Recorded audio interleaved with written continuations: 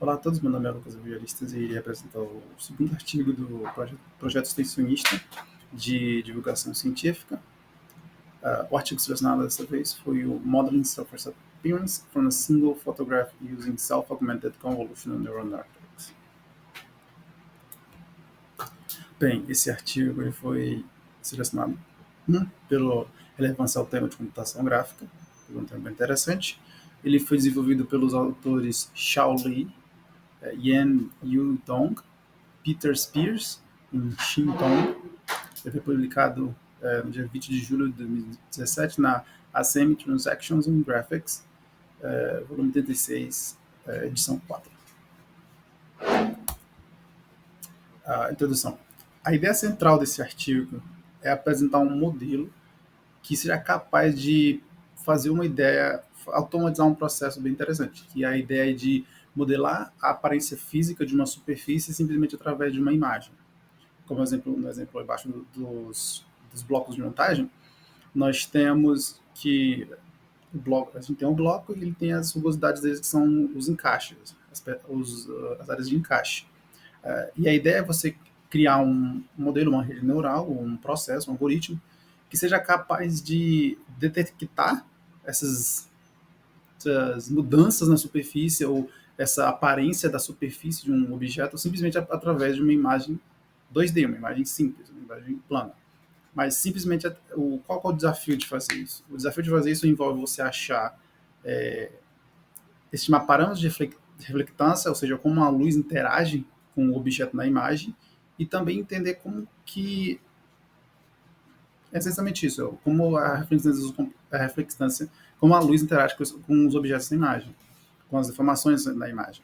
Isso é algo essencial que é usado em várias áreas, como áreas de jogos, filmes e realidade aumentada. Qualquer processo que envolve computação gráfica, muitas vezes vai ter que lidar com objetos e texturas e coisas desse tipo, e como a luz afeta esses objetos. Aqui é um pouquinho a apresentação do contexto e o problema. Tradicionalmente, a modelagem de superfícies a partir de imagens exige iluminação controlada ou artistas especializados ajustando os parâmetros manualmente. Nesse caso, esse ponto é sobre como qualquer artista 3D, qualquer artista gráfico que estiver modelando imagens, ele precisa ter completamente conhecimento perfeito de como a luz, a luz da cena, a iluminação de uma cena específica, vai afetar esse objeto de determinadas formas. E geralmente os artistas que fazem isso, obviamente eles treinam para aprender como fazer isso, e tem muitas variáveis que você tem que levar em consideração quando você vai fazer uma modelagem desse tipo. O tipo do material, como a luz refrai, se essa reflectância do objeto, como que ela, qual o tipo dela, quando a luz bate nesse objeto, quanto dessa luz é absorvida e quando ela é refletida. São vários fatores que tem que ser levados em consideração quando for modelar uma superfície dessa forma. Esse processo demora muito, obviamente, porque você tem que levar em consideração várias variáveis, e fica cada vez mais difícil quando você tem um objeto que tem várias combinações de materiais, porque agora você não só tem que considerar um material, como você tem que considerar vários materiais e como os efeitos de um material podem afetar o outro. Se você tem um material que é muito refletivo e outro que é pouco refletivo no mesmo, muito próximos um do outro, você tem que levar em consideração que a luz está batendo num, vai para o outro e do outro, por assim dizer. Porém, todavia, por mais que o processo seja difícil, para a grande maioria das aplicações você não precisa de um modelo perfeito, um modelo fisicamente perfeito. Você só precisa de um modelo plausível, ou seja, que você consiga fazer a cena, você consiga botar o objeto, jogar uma iluminação específica e ele vai se comportar de forma plausível, uma forma tipo que não é tão, que você não consegue bater o olho e perceber que tem algo de errado. Você consegue aceitar que está tudo bem. Não precisa estar perfeito, mas que esteja tudo bem. O objetivo dos autores foi, então, justamente fazer isso. Foi criar um método automatizado, realista e eficiente para inferir esses parâmetros sobre iluminação natural desconhecida. Nesse caso aqui, quer dizer que, quando eles recebem uma imagem, eles não sabem como é que a luz está posta nessa imagem. Se ela está diretamente acima do objeto, se ela está numa posição para cima, se ela está numa posição mais abaixo, está vindo pela lateral. Eles não têm noção disso, então eles assumem que a iluminação é desconhecida. O problema é O problema, obviamente, desse tipo de problema é justamente isso, que com apenas uma foto você não tem informação suficiente para determinar tudo, todos os parâmetros físicos da superfície. Isso é um problema matemático como é o oposto. Justamente, só com uma foto, no máximo você consegue talvez adivinhar, batendo o olho numa foto, você consegue adivinhar de onde a luz está vindo e talvez um pouquinho de como o material reflete a luz, mas nada disso não é perfeito. Muitas vezes até o ambiente como a foto foi tirada e do objeto pode atrapalhar também como a luz está se comportando nesse objeto. O contraste do ambiente em volta do objeto e do objeto em si, da superfície em si. Aqui é um exemplo de, por exemplo, só batendo aqui nessa olha, você talvez consegue adivinhar um pouquinho de onde a luz está vindo. Na imagem A, parece que ela está vindo assim de baixo, e na imagem maior à direita, você consegue ver que ela parece estar vindo assim pela direita, um pouquinho pela direita. Você consegue bater no olho, mas só isso não te diz muito pela imagem, muito menos como você poderia modelar isso, no caso, né? E muitas vezes pode ter questão de perspectiva. Por exemplo, a gente conhece esses blocos de montagem em estilo Lego e a gente sabe que as protuberâncias elas vêm para cima, elas vêm para nós. Mas poderia ser muito bem também que uma questão de perspectiva poderia mostrar que esses círculos, na verdade, estavam para baixo, eles não vinham para cima. Mas só pela imagem, às vezes, você não consegue ter essa noção perfeita. Então, vai sempre ser uma questão de estimativa e não de previsão perfeita.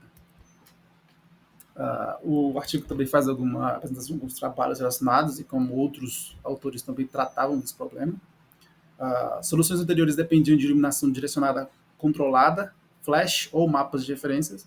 Nesse caso, quer dizer que os autores encontraram que outros trabalhos tinham a tendência de ou especificar um parâmetro, por exemplo, a iluminação é exatamente igual para todas as imagens, quando eles tentavam fazer esse tipo de modelagem, o que é um ambiente muito mais controlado, ou utilizavam mapas de referências, ou seja, eles tinham a imagem, mas eles também já tinham uma referência de como essa imagem deveria se comportar. Então, eles sabem, por exemplo, um exemplo de fazer isso é você fixar só num material ou numa textura específica. Se você sabe que esse material, textura específica, ele só vai ter esse tipo de comportamento ou esse tipo de configuração, fica muito mais fácil fazer uma previsão a partir de uma imagem, uma estimativa a partir de uma imagem, do que se você não sabe esses tipos de informações.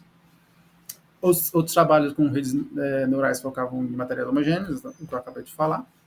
E o diferencial deste estudo é lidar com materiais espacialmente variáveis sem necessidade de dados de iluminação controlada. Ou seja, esse trabalho ele vai ignorar os dois fatores.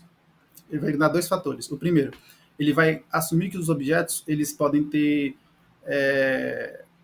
uma superfície diferente.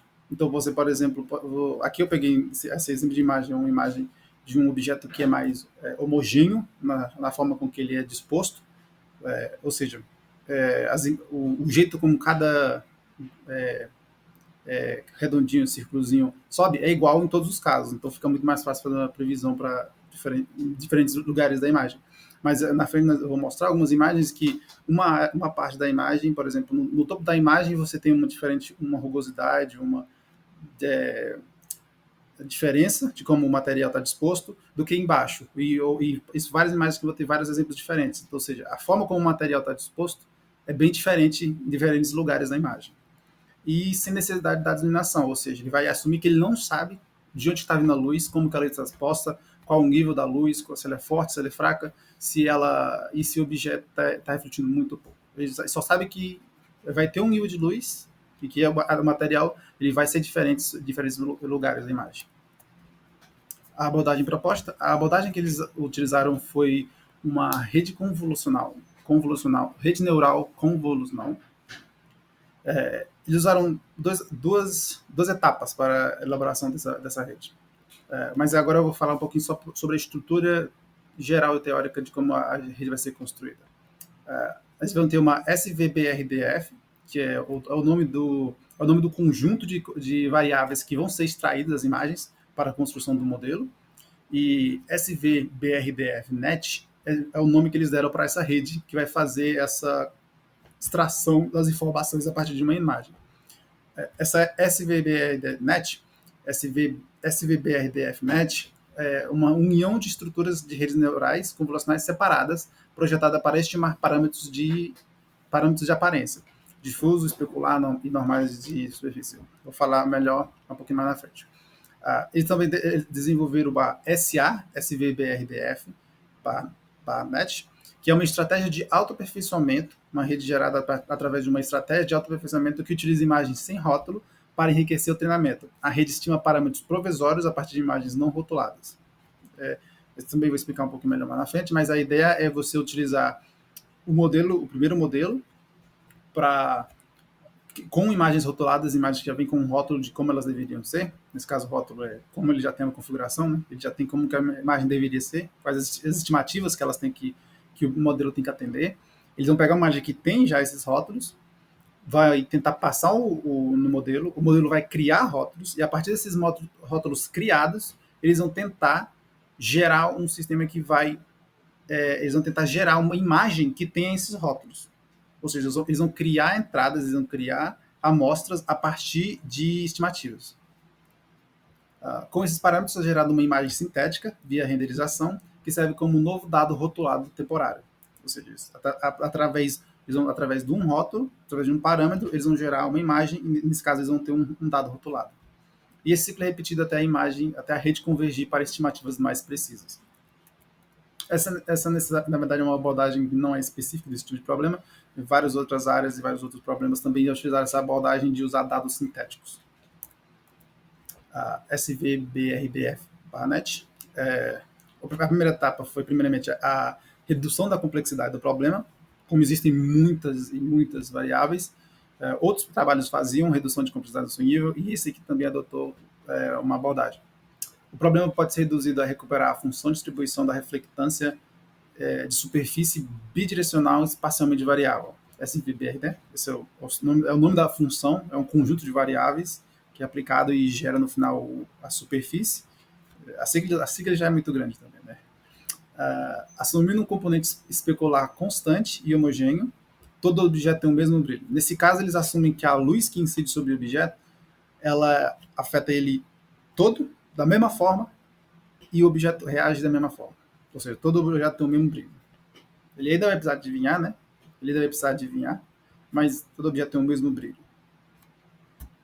A primeira rede que a gente discutiu antes, ela vai tentar estimar os parâmetros homogêneos, que é o albedo especular relativo e a rugosidade. E a outra, ela vai tentar...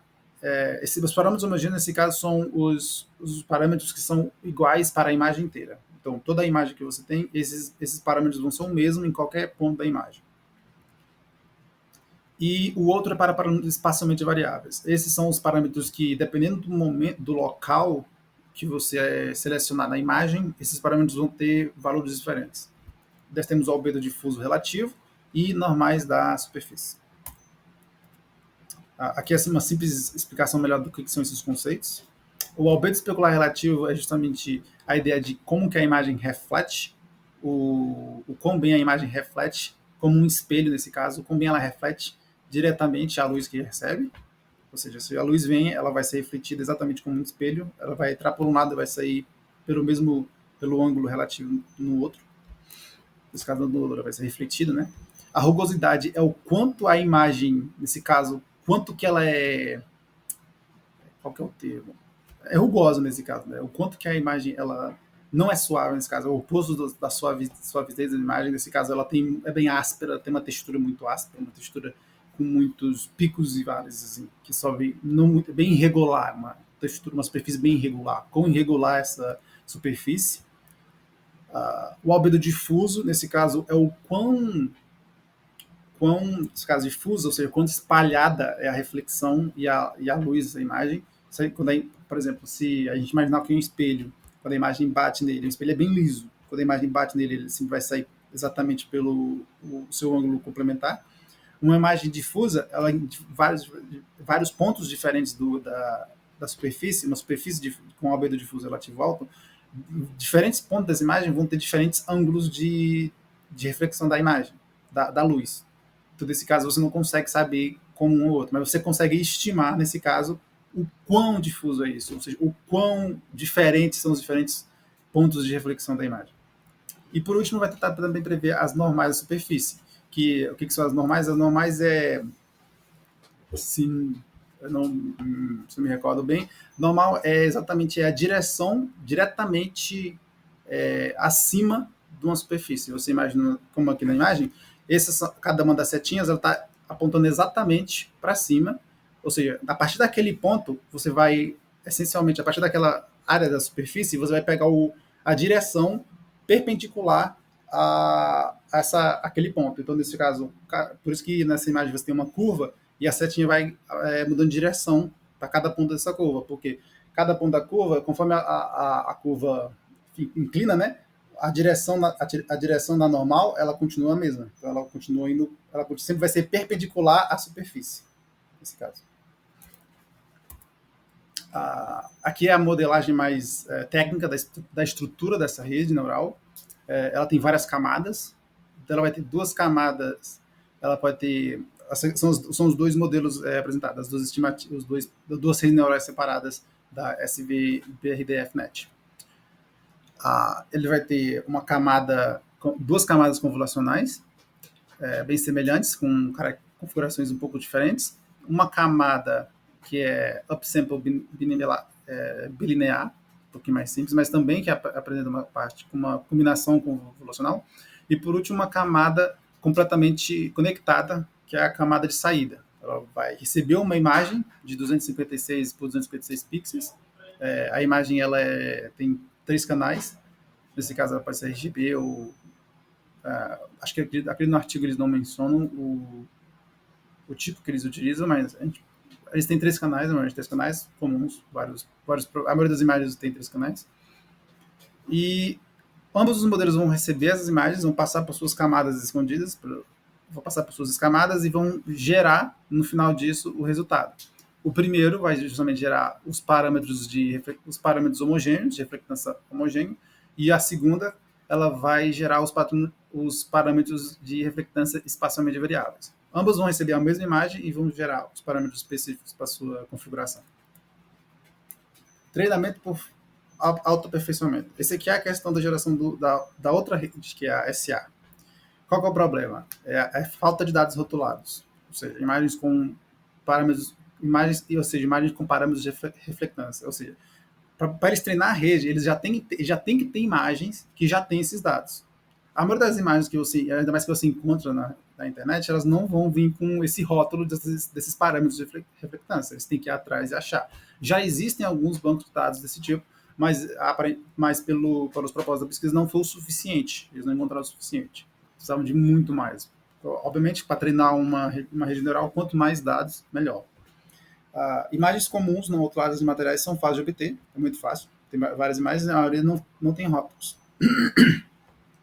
A ideia do método aqui, então, do método de autoaperfeiçoamento, é aproveitar essas imagens não rotuladas para melhorar o aprendizado. Ou seja, pegar essas imagens que não têm rótulos e, através de algum tipo de processo ou abordagem, conseguir utilizar elas para treinar o programa. Qual que é a solução aproveitada, adotada? Treina-se primeiro uma rede inicial, a SVBNet, que a gente discutiu, com um pequeno conjunto de imagens rotuladas, imagens que já têm esses parâmetros de reflectância. Essa rede inicial é utilizada como um oráculo, ou seja, ela vai estimar parâmetros provisórios de reflectância, aqueles parâmetros que a gente definir mais cedo, para as imagens não rotuladas, ou seja, vai pegar essas imagens que não têm rótulo, vai gerar, então a gente vai gerar parâmetros estimativas que a gente não sabe se estão corretas, porque a gente não tem o rótulo, a gente não tem a resposta definitiva real, a gente só tem as estimativas do modelo, e através dessas estimativas, esses parâmetros estimados, a gente vai gerar, então, imagens com esses padrões. A gente vai gerar novas imagens sintéticas com esses parâmetros. Ou seja, e a ideia é que essencialmente a ideia é, você primeiro faz o caminho de ida, através da imagem comum, não rotulada, a gente vai gerar parâmetros, a gente não sabe se esses parâmetros estão corretos ou não, mas a gente conseguiu gerar parâmetros. E aí a ideia é criar um caminho de volta. A partir desses parâmetros que a gente estimou, que a gente não sabe se está correto ou não, nós vamos tentar gerar uma imagem. Ou seja, se a gente fez o caminho de ida, gerou o parâmetro, e depois fazer o caminho de volta, se nesse caminho de volta a gente conseguir gerar uma imagem semelhante à imagem original, a gente vai não só, primeiramente, ter uma certeza melhor de que a estimativa inicial dos parâmetros está correta, mas elas também poderiam ser utilizadas como novos pares. Independente se essa imagem correta ela está igual ou semelhante, ela por si só pode ser utilizada como treinamento. porque aí a imagem, porque agora a rede ela vai ter tanto uma imagem quanto um parâmetro para poder treinar, nesse caso. Tem algumas pontuações que o próprio artigo faz sobre esse método e como a seleção de imagens tem que ser feita de forma cuidadosa para para que o treinamento da rede se comporte bem, porque em alguns casos pode ser que você acabe levando o erro da rede para uma direção as estimativas da rede para uma direção que aumente a taxa de erro, ou seja, o treinamento, a rede vai ficar pior na sua função de estimar esses parâmetros. A ideia então é repetir essas imagens renderizadas, formam novos pares de treinamento falsamente rotulados, que são usados para refinar a rede, ou seja, pega uma imagem, gera parâmetros, não sabemos se são corretos, a partir desses parâmetros geramos outra imagem, e a partir disso nós temos um novo pares de dados falsamente rotulados que podemos usar no treinamento, que eles podem usar no treinamento. E a partir daí eles têm mais dados para treinar, esses dados em teoria vão ser, assumindo que são corretos, esses dados então vão ser equivalentes ao original. São dados sintéticos, né, obviamente. O processo se repete várias vezes, gerando novos exemplos e atualizando até que a rede converja para resultados mais realistas ou estáveis. Acredito que eles mencionam no texto, isso que eu de botar aqui, em que eles meio que fazem um revezamento. Então, eles fazem um treinamento com uma imagem normal, uma imagem comum rotulada, e um treinamento com uma imagem sintética falsamente rotulada. De forma que a rede não necessariamente consegue receber de uma vez várias imagens corretas e depois várias imagens sintéticas, o que pode acabar viesando a rede. Nesse caso, eles revezam para que a rede só tenha mais dados, mas também caminhe na direção correta. A metodologia e implementação. Aqui são detalhes mais técnicos mesmo de como a rede foi feita. Ela foi implementada com o sistema Café, treinada com o otimizador Adam. Primeiro foi treinada uma versão apenas iniciais com dados rotulados com 10 épocas. Depois se aplicou o autotreinamento com dados não rotulados, alternando lotes rotulados e não rotulados para manter estabilidade e evitar que a rede se perdesse. Cada modelo foi treinado com imagem de 256 por 256 pixels e o treinamento total levou cerca de 30 horas sem aperfeiçoamento, automentação, e 38 horas com automentação. A coleta e o proporcionamento de dados. Os dados rotulados vieram de bibliotecas de materiais como V-Ray Material Library e incluem amostras de madeira, plástico e metal, 3 materiais diferentes, com características diferentes. Cada tipo de material teve dezenas de exemplos renderizados sobre 50 condições de iluminação HDR diferentes. As imagens não rotuladas foram coletadas de bancos como OpenSurfers e da internet, ou seja, só pegaram imagens que estavam disponibilizadas.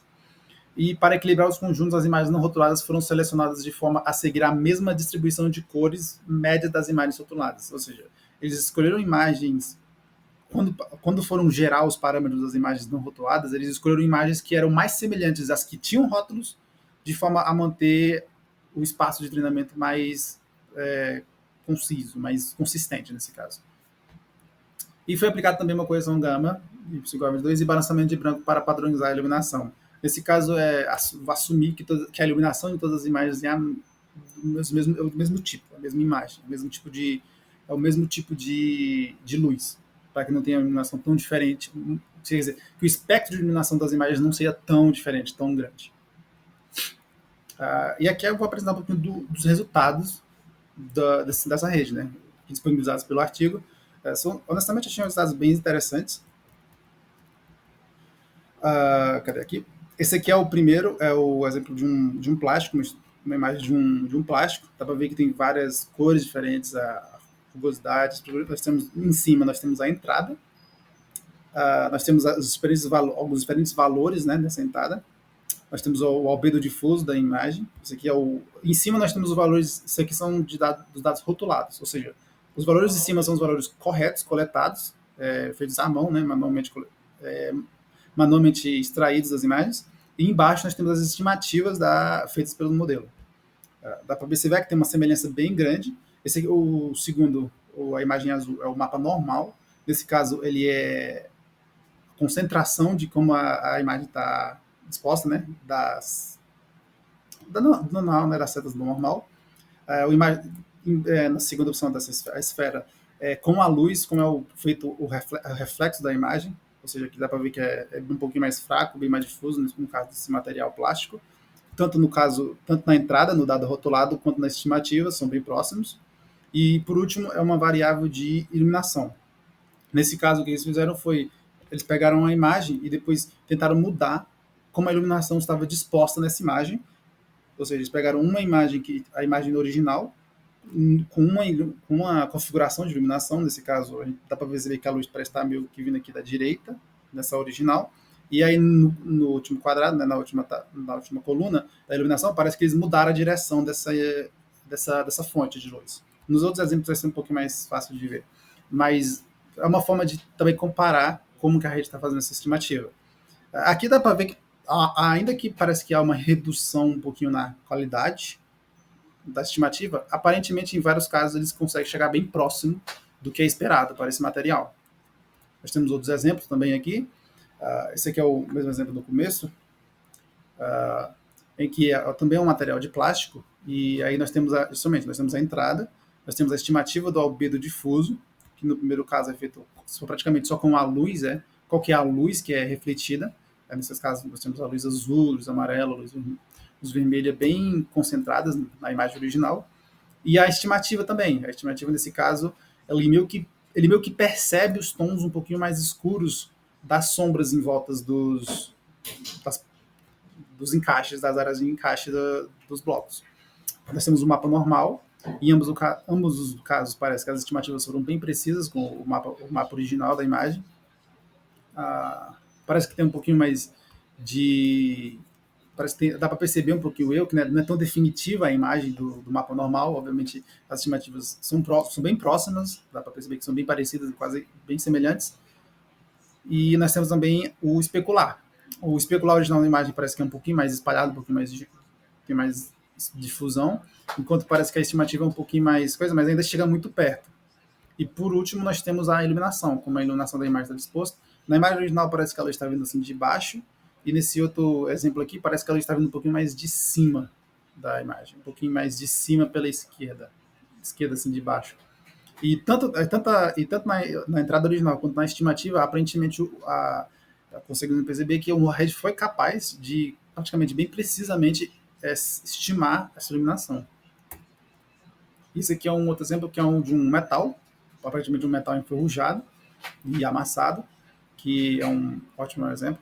E esse aqui é um dos melhores casos, aparentemente, que como a rede foi capaz de fazer a estimação desses parâmetros. E principalmente no mapa normal pode-se ver que a semelhança é muito grande, é quase perfeita o processo dos parâmetros. E na iluminação também foi bem capaz, ainda que um pouquinho mais difuso. No primeiro caso parece que a iluminação estava vindo pela esquerda, e no segundo parece que veio de cima, pela direita. Mas parece que a rede foi capaz de realmente gerar essas estimativas com bastante precisão. E por último, esses aqui são os resultados mais interessantes que foram apresentados pelo projeto, que são as estimativas da rede de autoaperfeiçoamento, que nós temos dois materiais de plástico, madeira e um metal, e como a mudança, eles podem, nesse caso, eles geraram a superfície, né, a partir das imagens, e agora eles estão mostrando como as superfícies estão alteradas, inclusive mudando a fonte da luz, como elas estão reagindo à luminosidade, e parece que você, principalmente no caso da madeira, você consegue ver que conforme a imagem está mais inclinada, você consegue perceber que realmente ele conseguiu capturar a rugosidade da superfície, tanto na madeira quanto no caso dos blocos de mineração, e no do metal também, ainda que a iluminação não permita ver muito bem. Muito obrigado, essa foi a minha apresentação, até a próxima.